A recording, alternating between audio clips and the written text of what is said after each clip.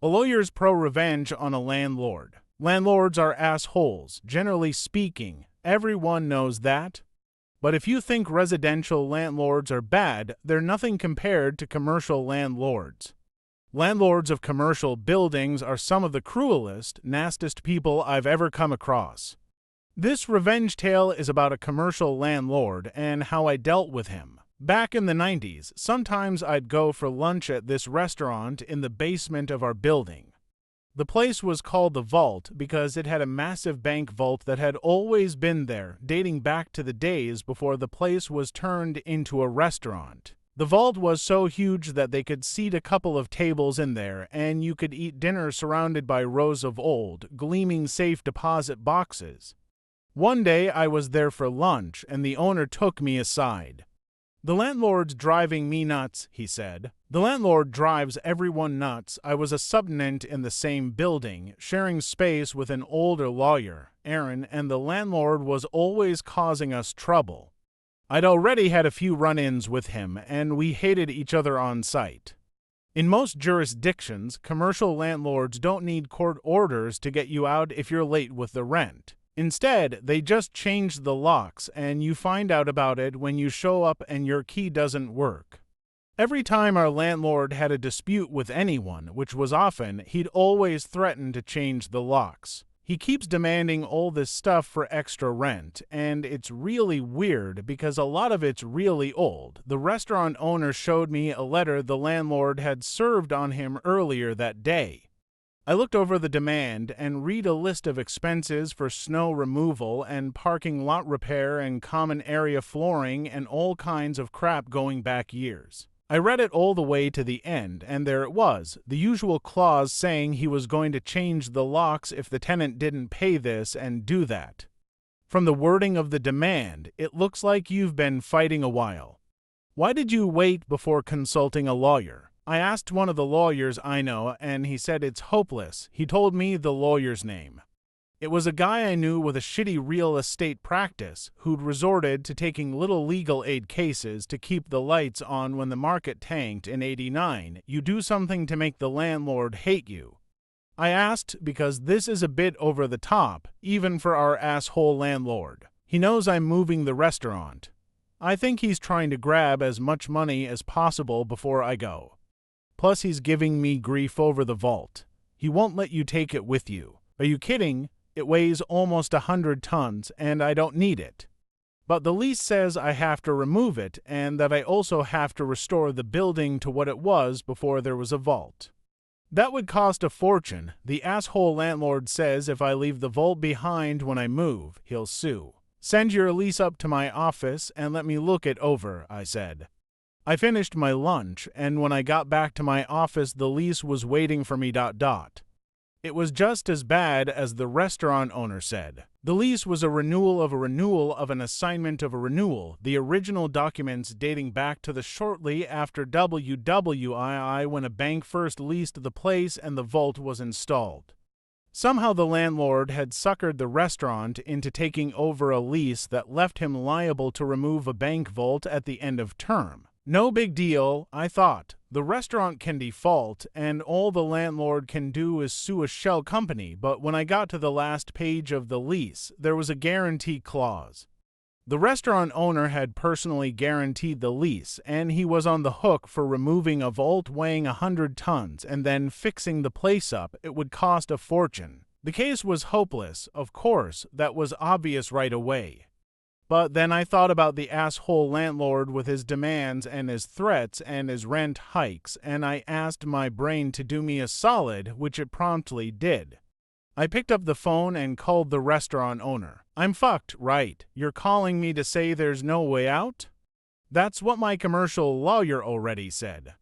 But I just thought I'd ask. I can save you, but it's gonna cost. How much?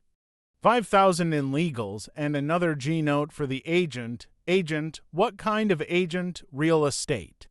Send up a check, certified, and leave the rest to me. The check hit my desk in less than an hour. I went to Aaron's office. "I need a real estate agent," I said. "You buying a house?" "Nope." "Selling a house?" "Nope." By this point, I'd been sharing space with Aaron for almost 5 years, and he knew me pretty well. "You pulling one of your stunts again?" he asked. "Yup, but nothing that will get you into trouble. I know a guy." Aaron knew all kinds of guys, and that's one of the reasons he eventually got disbarred. But he knew a guy, and he gave me the agent's name and number, and the next day I paid the agent a visit. I told him what I needed, and we agreed to terms. I gave him some papers and the cash for his fee. A few days later, I was again at the vault for lunch. The owner saw me walk in and greeted me himself. "The landlord's here," he said. "Why?" "For lunch, and to be an asshole, let's sit in the vault room so I don't have to look at his face." He took me to the vault room, and with the door almost completely closed, we had a consultation while we ate pasta and drank red wine. "We're making demand on the landlord," I said, munching on spaghetti carbonara. "Demand? What are we demanding?" I pulled a document out of my briefcase and passed it to him while I sipped my wine. "We're demanding that the asshole landlord release all the restaurant equipment, all the fixtures. The ovens, the freezers, the ventilation, everything you need to run a restaurant. The lease exempts all that stuff. He can't stop me taking what I want. The only thing that matters is the vault, and of course I don't want that." I shook my head. "You need the vault," I said, "and we're demanding that he release the bank vault as well. We're insisting that he let you take it out within 7 business days. You think you can beat the landlord with reverse psychology. You think if you treat him like a 2-year-old, you can manipulate him into doing what you want. We'll find out soon enough. He's had the demand for a couple of days now." The restaurant owner dropped his wine glass and it shattered on the marble floor. "You already gave it to him," the restaurant owner said. He got up, swung open the vault door, and called for the waiter to clean up the mess. "Let's see what the landlord has to say," I told him, and we walked over to the landlord's table. The landlord was a big, beefy man with a big appetite. He sat alone, eating a rack of lamb wolfishly with his hands. "My client needs an answer today," I said. The landlord looked up at me as he chewed noisily. "I'm the vault's lawyer," I said. "I gave you a demand the other day. My client needs an answer right now. He needs the vault for a new place, and he's got to make arrangements." "Your client can forget about the bank vault," he said, wiping his massive greasy hands on an already soiled napkin. "But you can't do that," I said. My shock was feigned, but the restaurant owner's jaw dropped for real. The landlord laughed at us. "I'm the landlord. I can do what I want. I'm gonna need that in writing because my client might sue," I said. "Sue all you like," the landlord told me. "Sue till you're blue in the face." He told me that I'd have a formal response by day's end, and then he told me to go away and let him finish his lunch. When the letter arrived from the landlord claiming ownership over the bank vault, I brought it downstairs and showed it to my client. "How the hell did you do that?"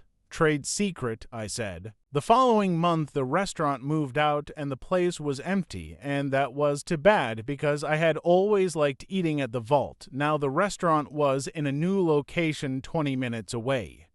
They called the new place the Vault, and they'd preserved the vibe of the old place.